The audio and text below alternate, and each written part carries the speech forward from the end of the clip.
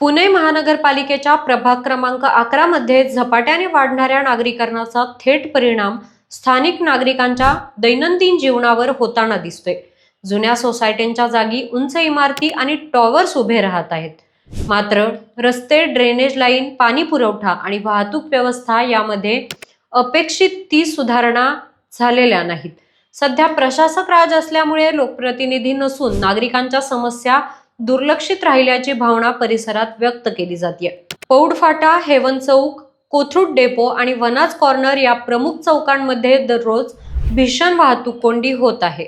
रस्त्यांवर अनधिकृत भाजी मंडई आणि फेरीवाल्यांचे अतिक्रमण वाढले असून राजकीय हस्तक्षेपामुळे अतिक्रमण विरोधी कारवाई ठप्प असल्याचा आरोप नागरिक करतायत। ठिकठिकाणी साचलेला कचरा, तुंबलेल्या ड्रेनेज लाईन आणि दुर्गंधीमुळे आरोग्याच्या समस्यांचा धोका देखील वाढलाय। या प्रभागात पौड रोड फाटा, दशभुजा गणपती चौक, शिवतीर्थ नगर, म्हातोबा नगर वस्ती आणि सुतारदरा परिसरातील राजमाता जिजाऊ नगरचा समावेश होतो। विशेष म्हणजे या प्रभागात 6 ठिकाणी झोपडपट्ट्या असून सुमारे 65% मतदार झोपडपट्ट्यांमधील तर 65% मतदार सोसायट्यांमधील आहेत।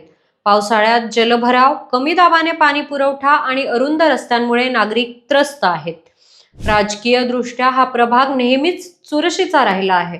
मागील निवडणुकीत काँग्रेस, राष्ट्रवादी आणि भाजप या तिन्ही पक्षांनी इथे आपले अस्तित्व दाखवून दिलं होतं।